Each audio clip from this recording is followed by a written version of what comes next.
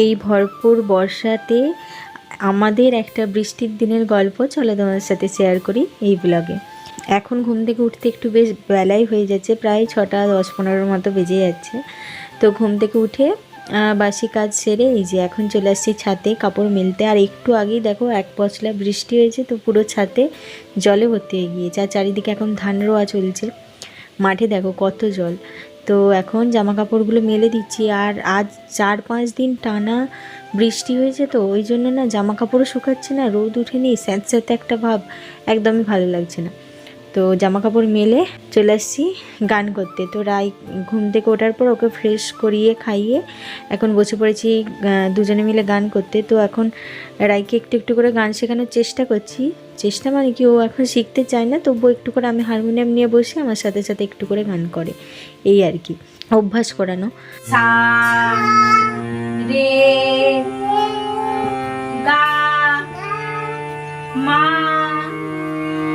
জোর করে বল, পা ধা নি সা। তো তারপর এসে দেখি মায়ের এদিকে সবজি কাটা হয়ে গিয়েছে। তো প্রতিদিন সকালে তো আমি মা দুজনে মিলেই সবজি কাটি রান্নার জন্য, কিন্তু এখন ওই সকালটা রাইকে একটু পড়ানো একটু গান করানো করতে করতে মা এদিকে সমস্ত কাজগুলো সেরে নেয়। তো মা ওইদিকে সবজিগুলো কেটে দিয়েছে, এখন আমি সবজিগুলোকে ধুয়ে নিচ্ছি। তো এইভাবে দুজনে মিলে হাতে হাতে কাজ করলে খুব তাড়াতাড়ি কাজও হয়ে যায়। আর এখন ধান রোয়া চলছে, মাঠে মুড়িও যাচ্ছে, তো একটু তো ব্যস্ততা আছেই। এইদিকে দেখো সবজিগুলো ধুয়ে রেখে দিলাম।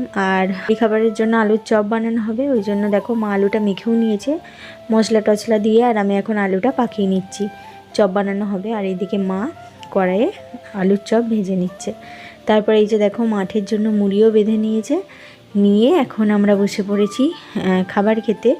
আগের দিনে রাতের ভাত ছিল, আমাদের তো প্রতিদিনই রাতে গরম ভাত হয়, তো ভাবলাম যে আজ মানে চপ হয়েছে, চপ মাখা দিয়ে ভাত খাবো। সাথে মা আবার মৌরলা মাছও ভেজে দিয়েছে গরম গরম, তো পেঁয়াজ দিয়ে মেখে নিয়েছি মৌরলা মাছ ভাজা, আর তার সাথে আলুও মেখে নিয়েছি চপ দিয়ে এই যে খেয়ে নিচ্ছি। আমার তো দারুণ লাগে খেতে মৌরলা মাছ ভাজা তার সাথে আলুর চপ মাখা।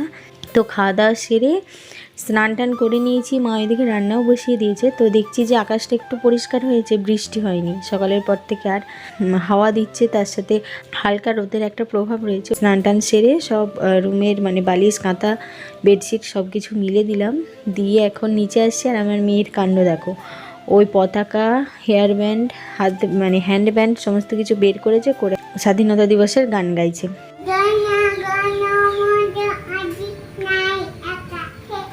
জয় হে।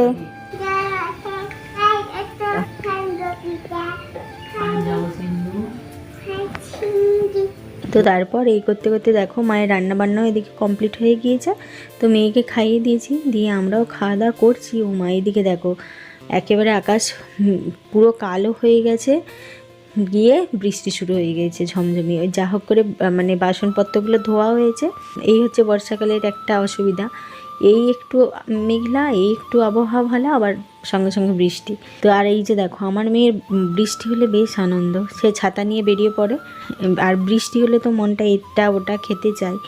তো মানে অনেক দিন ধরেই ফোনেতে মানে ডিম পরোটার রেসিপি দেখেছি, আর খেতেও মন যাচ্ছে। আর এই বৃষ্টির দিনে মা বলল আজকেই বানানো যাক, দিয়ে দেখো ময়দা মেখে নিয়েছে মা, ময়াম টয়াম দিয়ে যেমন ময়দা মাখে। আর আরেকজন তো বসেই আছে, সে যাই কাজ করি তাতেই সাহায্য করতে আছে, আর ময়দা মাখার বেলায় তো সে ফার্স্ট। তো এইদিকে মা ময়দা মেখে দিয়েছে, আর এইদিকে দেখো তারপর এই যে আমিও গোল গোল করে বেলে নিচ্ছি। আর পরোটা হলে না আমাদের ঘরে গোল গোল করেই পরোটা হয়, বড় মশাই এটা খেতে বেশি ভালোবাসে, আমাদেরও ভালো লাগে। তো কিছু পরোটা এমনি শুধুই ভেজে খাওয়া হয়ে গিয়েছে, আর কিছু পরোটা এই যে দেখো ডিম দিয়ে বানানো হবে। তো পেঁয়াজ কুচিয়ে নিয়েছি, তার সাথে লবণ পরিমাণ মতো লঙ্কার গুঁড়ো দিয়ে ভালো করে মেখে নিয়ে এই যে দুটো ডিম নিয়েছি, ডিমগুলো ফাটিয়ে ভালো করে ফেটিয়ে নিয়েছি। আর এই দিকে দেখো পরোটাগুলো বেলা হয়ে গিয়েছে, মা এখন কড়াইয়ে তেল গরম করে এই যে পরোটাগুলো এক এক করে একটা করে পরোটা নিচ্ছে, আর ডিমের ওই গোলাটার মধ্যে ডুবিয়ে আর তেলের মধ্যে ছেড়ে দিচ্ছে।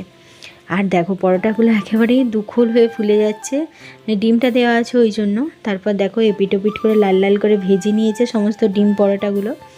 আর সাথে এই যে ডিম পরোটা নিয়েছি, আর সাথে এইদিকে নিয়েছি টমেটো সস, বসে পড়লাম খেতে। আমার মেয়েও আজকে ডিম পরোটা খাচ্ছে রাত্রিবেলা। তো সত্যি দুর্দান্ত খেতে হয়েছে। আর এইভাবেই আমাদের এখন বৃষ্টির দিনগুলো এক একটা দিন এইভাবেই কেটে যাচ্ছে।